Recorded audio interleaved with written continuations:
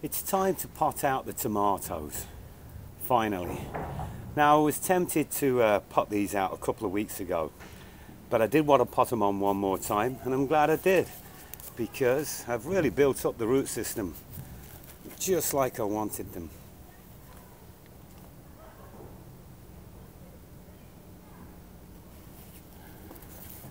Now that's ideal, and what I'm going to do is I'm going to set them in the ground or in these containers again just a little deeper, and I think they'll be as happy as Larry. I don't know if you can see that, but there's a nice big hole there and it's fairly deep.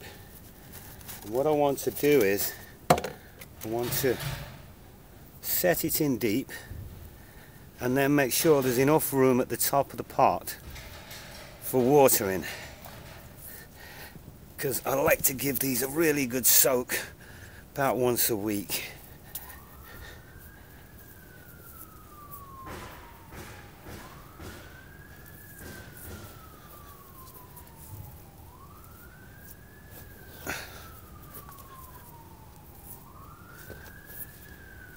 And that's about all I'm going to do.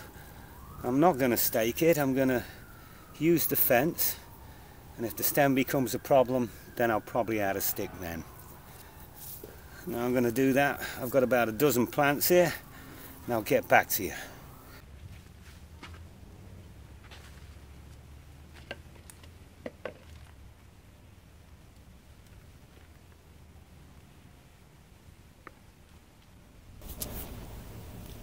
I want to show you this.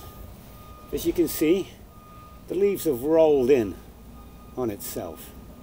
Now this is called physiological leaf roll, and it affects some tomatoes, beefsteaks being one of them, and this is a beefsteak.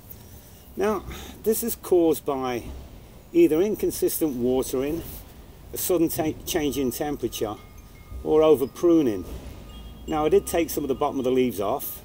There was a significant change in temperature a couple of weeks ago, and inconsistent watering, well, anyone can be guilty of that. Now there are some that say that that will not affect the flowering and the fruiting. I don't know, I kind of just want to pitch this aside.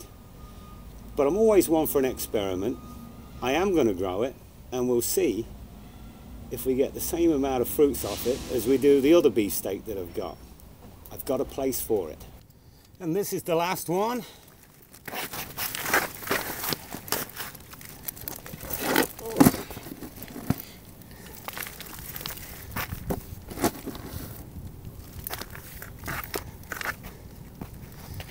Now these are going to get a good soak about once a week.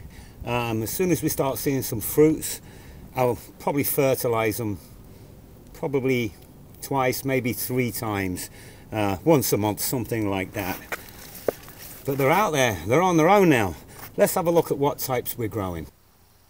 We have a beefsteak and 2 Romas.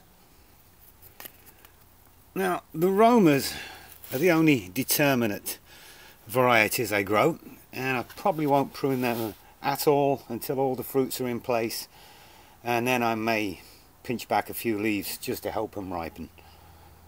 Then we have 4 indeterminate varieties, Sweet 100 and Sweet Millions, and these are a cherry tomato.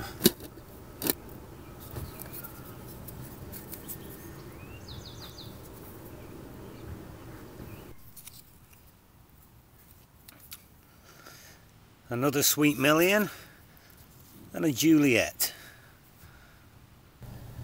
A couple of early girls and another Juliet.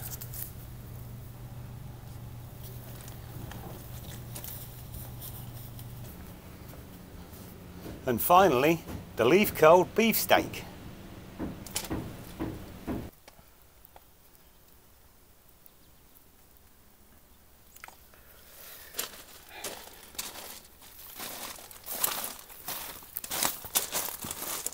Peas are coming into flower now, and they want to grow that way.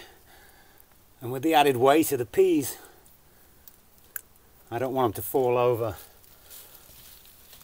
So we're just giving them a little bit of extra support with some string.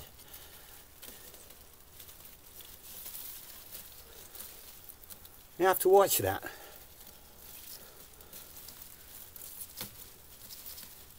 I've had tons fall over in the past. There we go. That'll do for a while.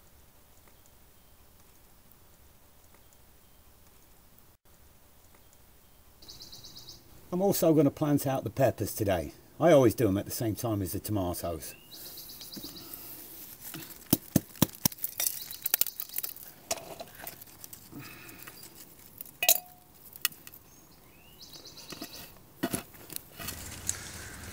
I've always grown peppers in pots, and if I'm honest, I've never really had that much success. I only ever seem to get about 4 or 5 peppers per plant.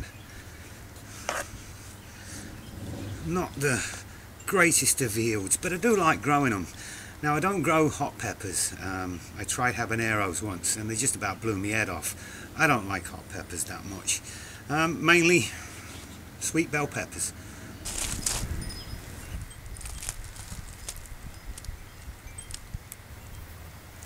Right, so that's got green bell, red bell, orange bell, yellow bell, and then some mixed bell peppers that I got going from seed. I don't think there's going to be time for these though. They're really small, and I've got a couple left over. Not sure what to do with these. I'll probably give them to Desi. Let him play with them.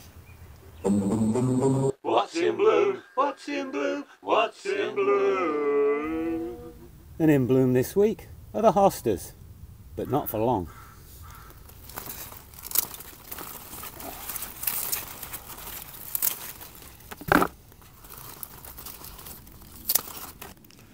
I've never been a fan of blooms on a hosta, and it's my preference to remove them as soon as I see them. I grow my hostas solely for their foliage. Most hostas thrive in partial shade and look spectacular in massed plantings. Also in bloom this week, bowls mauve, the perennial wallflower. Now these plants grow between about 3 and 5 feet. I grow them in partial shade. The bees and the butterflies love them, and the scent, it kind of reminds me of the beach on a hot sunny day.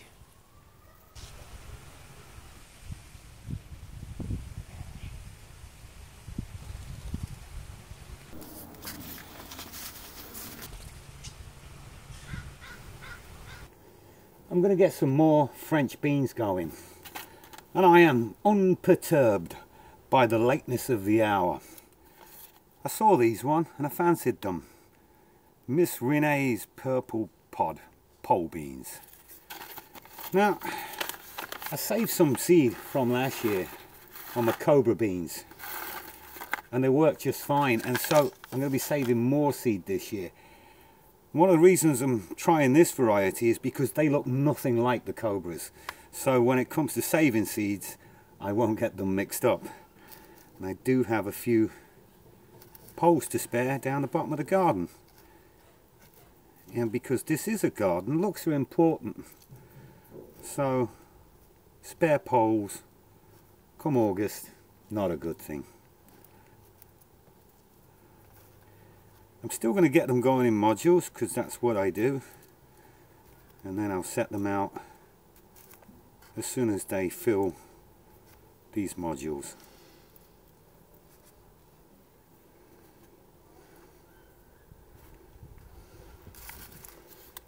Another 24 pole beans, just what I need.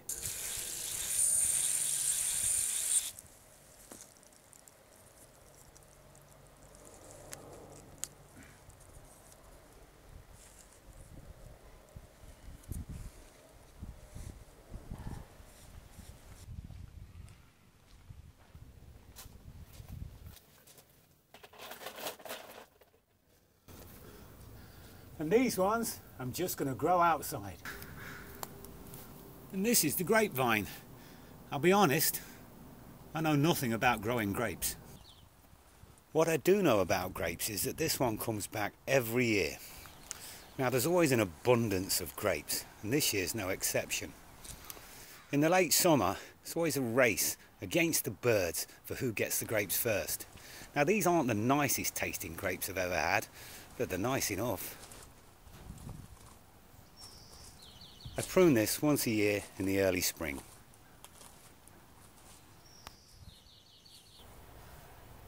I've had these zucchini in this container now for just about a couple of weeks, and the leaves are starting to go yellow. There's no signs of any bugs on it. I've had this problem before. I get it every year, and it's common in container grown courgettes. What happens is the plant just sucks the nutrients right out of the soil. And what we need to do is add a lot of nitrogen. Helps with the chlorophyll. Could even spray them with some Epsom salts. It's not the end of the world. This can be fixed.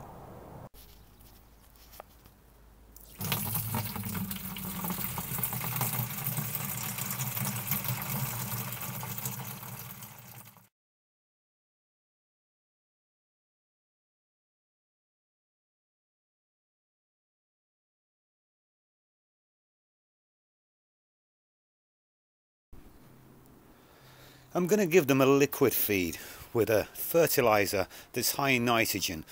This one's 24%. And I'm probably going to feed them as much as once a week, and even more if they require it. They really do suck the nutrients out of the soil, and that's the only problem with growing courgettes in containers.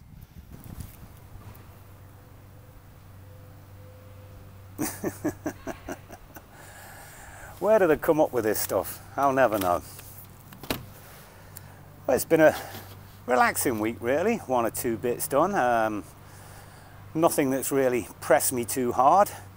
We got the tomatoes out and the peppers out, some beans. Really it's a case of getting the weeding done and things like that now. Most of the hard work's done. And that's a good thing, because right now I think it's time for a beer. This week it's Vancouver Island Brewing Piper's Pale Ale. Cheers. If you've enjoyed this video, please don't forget to leave a comment, hit the like button or subscribe.